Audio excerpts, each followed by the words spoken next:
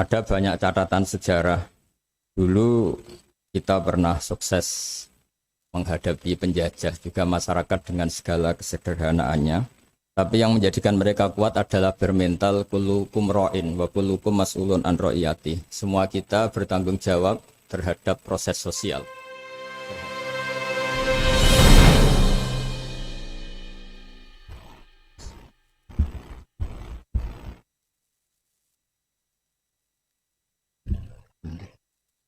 Assalamualaikum warahmatullahi wabarakatuh.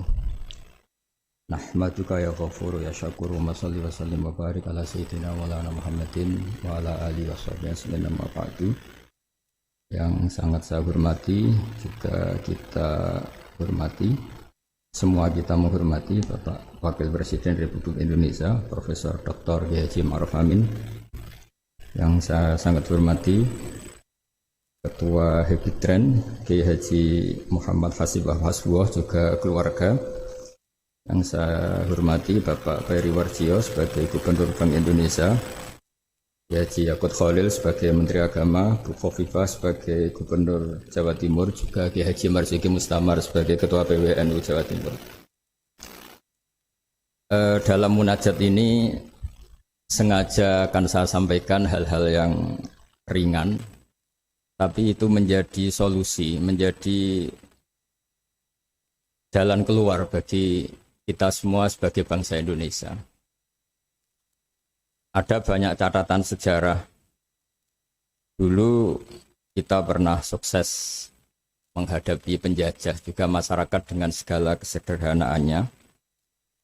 Tapi yang menjadikan mereka kuat adalah bermental kullukum ra'in wa kullukum mas'ulun an ra'iyati. Semua kita bertanggung jawab terhadap proses sosial, terhadap proses kemerdekaan, juga terhadap proses berbangsa dan bernegara.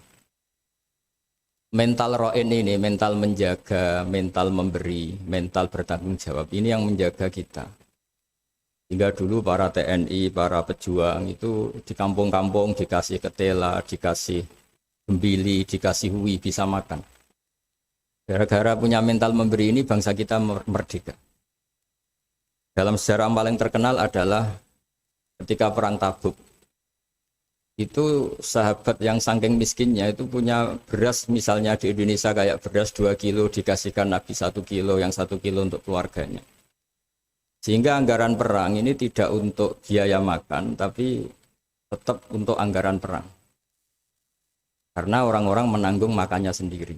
Ini yang penting sekali supaya kita ngadepin pandemi, juga ngadepi problem.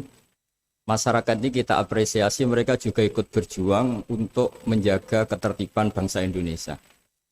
Bayangkan kalau kita semua ini kriminal, itu penjara penuh dan negara tidak akan mampu menampung kita semua karena kita melakukan kriminalitas, juga keuangan kita tidak cukup. Jadi sekedar tidak melakukan kesalahan itu sudah bagian dari kehebatan kita sebagai bangsa Indonesia. Itu yang dimaksud Nabi kullukum ra'in wa kullukum mas'ulun an ra'iyati. Itu sebagai mukadimah untuk refleksi atau munajat kemerdekaan. Dan kita sering baca Quran. Kadang-kadang Allah Ta'ala itu suka ngendikan yang ringan-ringan. Allah Ta'ala yang Tuhan ketemu Nabi Musa yang berstatus kalimuwah. Kalimuwah itu seorang Nabi yang setiap punya problem itu komunikasi langsung dengan Allah Ta'ala. Saking terkenalnya Nabi Musa sering munajat sampai ketika beliau sakit gigi, itu langsung matur kepada Allah Ta'ala, ya Allah saya ini sakit gigi. Jadi tidak ke dokter, tidak ke tabib, tapi langsung ke Allah Ta'ala. Bersama Allah Ta'ala dikasih tahu, coba kamu ngunyah rumput ini, jenis ini. Setelah dikunyah, Nabi Musa sembuh. Suatu saat beliau sakit gigi lagi. Tidak lagi konsultasi dengan Allah, tapi langsung nyari rumput itu, kemudian dikunyah tambah sakit. Tambah sakit, Nabi Musa tanya, ya Allah ini sesuai resep pertama, kenapa tambah sakit?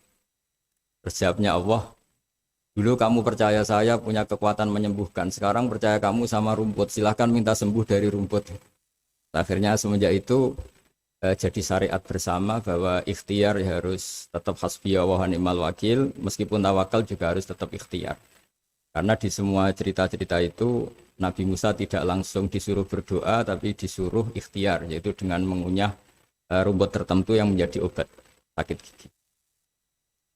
Tapi di balik itu semua ada hal-hal dahsyat yang Allah Ta'ala itu ngendikan atau cara memperlakukan seorang kekasihnya itu ringan sekali, rileks sekali. Sehingga banyak kiai-kiai kita yang rileks.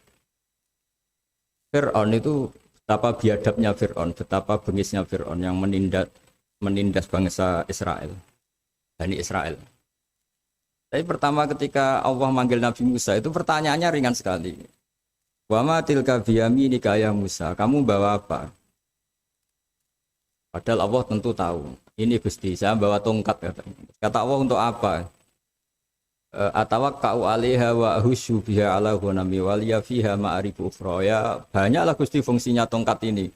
Untuk menghalau kambing saya ketika menggembala, untuk merontokkan daun-daun supaya dimakan kambing saya.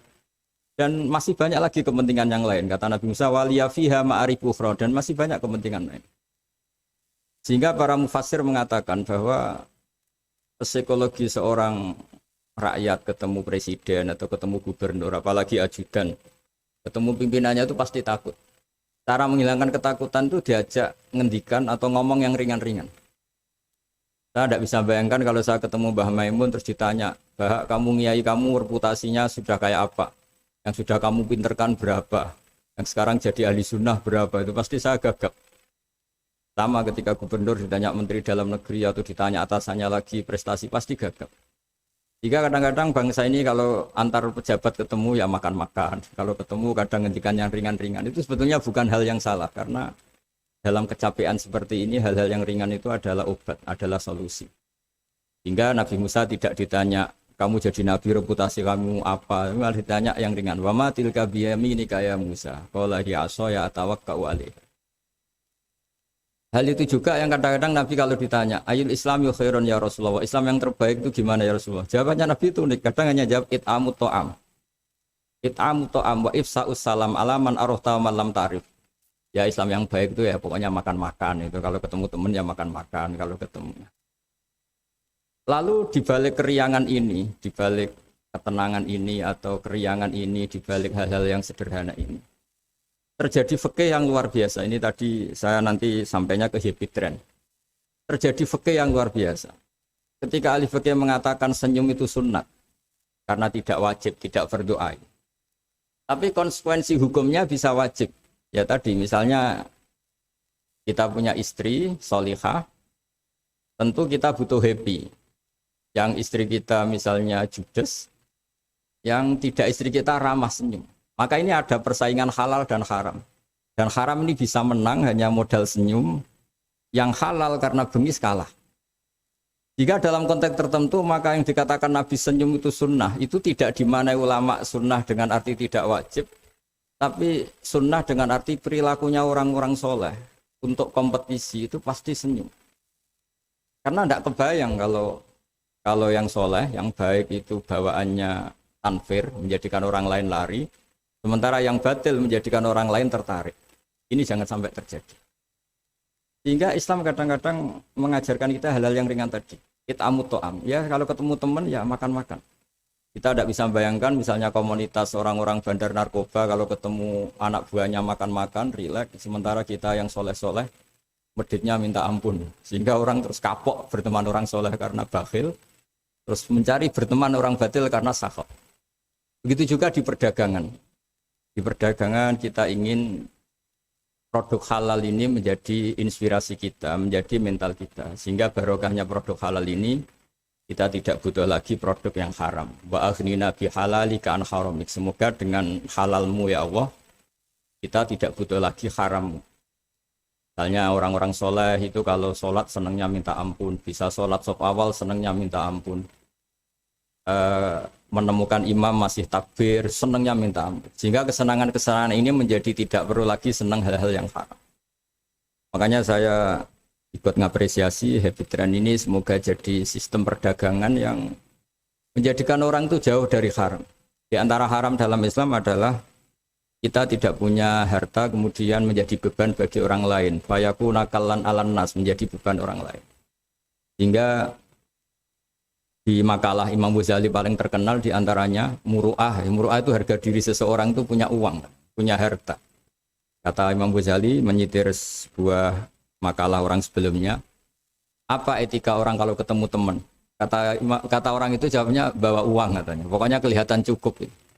Karena kalau kita ketemu teman, misalnya di Jakarta, orangnya sudah kelihatan hanya sanggup sak perjalanan, mesti pikiran pertama wah nyangoni ini karena dia tidak akan kuat beli tiket. Gitu. Jadi belum sudah jadi problem. Sehingga di Ikhya di bab Adabul Kasbi terus di situ disebut Fadhailul Kasbi, keutamaan-keutamaan orang kerja, itu di situ diceritakan betapa pentingnya orang itu kerja, punya aktivitas ekonomi, baik berdagang maupun bercocok tanam maupun apa saja. Karena di antara etika berteman itu kata ulama ini punya uang, karena nanti si Sohibul Bait ini tidak kepikiran macam-macam. Jadi saya tidak akan cerita panjang lebar, cuma saya pastikan bahwa kegiatan halal itu harus dominan dan harus asik. Karena nanti kalau dalam kompetisi kita yang bernegara sehat, bawaannya marah-marah, orang yang salah bawaannya senyum, pasti pertarungan ini akan dimenangkan yang salah. Begitu juga yang orang bawa kebenaran, bawaannya pikir, sementara yang bawa kebatilan, dermawan, pasti kita akan kalah. Di sini pentingnya ngaji usul fikih, bahwa bagaimana tadi yang beberapa kali disinggung oleh Kiai Haji Ma'ruf Amin. Saya suka sekali karena beliau sering menghentikan kaidah-kaidah fikih, juga usul fikih. Bahwa masalah pandemi ini atau masalah bangsa ini itu masalah bersama, bukan masalah pejabat saja, bukan tanggung jawab pejabat saja. Karena dalam Islam diajarkan siapapun yang punya kemampuan ikut membantu itu ya wajib. Jadi ukurannya itu siapapun, bukan yang sedang bertugas. Kalau semuanya profesional bisa habis bangsa ini. Misalnya kita melihat orang tenggelam terus biarin aja, kita tidak SAR kok, tidak tim yang penyelamat tenggelam. Kita melihat orang kecelakaan, saya tidak satlantas, ya biar aja. Tidak bisa seperti itu. Meskipun kita kiai, kalau melihat orang kecelakaan ya ditolong. Meskipun kita tidak profesi itu, kalau berkesempatan ya menolong. Kalau semuanya profesional bisa habis bangsa ini, karena nanti orang tenggelam nunggu tim SAR datang baru nolong. Nanti ada orang kecelakaan nunggu Kasat Lantas datang baru nolong. Ya tidak seperti itu. Ukurannya kalau dalam fikih ya man lahu qudratun 'alal fi'li, yang mampu melakukan ya harus melakukan. Jadi saya terima kasih sekali sama Kiai Haji Hasib, sama semua keluarga Tambak Beras, bahwa aktivitas dulu yang dilakukan bahwa Hasbullah sebagai pedagang, sebagai importer kain, sebagai penggerak ekonomi bangsa Indonesia, dan dulu gerakan-gerakan besar Indonesia juga dimulai dari Serikat Dagang. Ini semoga berkah dan menjadikan kita berenergi, kita punya kemampuan untuk riayah, untuk menjaga bangsa ini. Bukan menunggu dikasih. Tapi kalau kita ikut mentalnya riayah, memberi, menjaga, pasti mental kita ini bersama-sama menjaga. Tapi kalau mental kita tidak ikut bertanggung jawab, miskin nyalahkan Menteri Keuangan, tidak pinter nyalahkan kiai, ribet. Nanti kalau banyak musibah nyalahkan kiai, doanya tidak mandi. Wong ada musibah itu karena sanksi orang-orang yang nggak jelas, malah kita disalahin, kan ya ribet. Nanti kalau salah-salahan gitu terus ribet. Alhamdulillah kita tidak punya mental seperti itu. Kita ikut semuanya berdoa, Rabbana dzalamna anfusana, kita semuanya merasa salah. Karena ya tadi termasuk salah adalah misalnya pernah suatu saat Nabi Ayub ditanya istrinya, kenapa engkau sebagai Nabi tidak minta doa di entasnya musibah pada diri engkau? Saya sehat sudah berapa tahun? Ya sekitar sekian puluh tahun. Saya sakit baru sekian bulan. Masih lama mana? Ya lama sehatnya, ya sudah, saya tetap akan jaga syukur itu. Nah, syukur ini penting bukan untuk dablek, tidak peduli, enggak, supaya jaga imunitas. Karena di antara nikmat yang paling pokok itu alladzi at'amahu min ju'i wa amanahu min khauf. Orang bisa makan, hidup kita tidak terancam oleh kepunahan, oleh pembantaian, oleh chaos sosial, itu sudah luar biasa. Karena di antara sifat Allah itu yang memberi alladzi at'amahu min ju', yang memberi makan kamu dari kelaparan, wa amanahum min khauf, dan memberi kamu kenyamanan. Kamu tidak takut. Itu sudah nikmat yang luar biasa. Saya sering bayangkan nikmat ini kayak apa kalau kita jadi orang Irak, orang Syria, kayak apa nikmat bangsa Indonesia yang teduh, yang nyaman. Ini harus kita syukurin dulu, bahwa kita ingin nikmat yang di atasnya itu, ya ingin pandemi berlalu, ingin ekonomi baik, oke lah, tapi syukur dulu. Supaya tidak lupa lah bahwa kewajiban kita itu alhamdulillah dulu.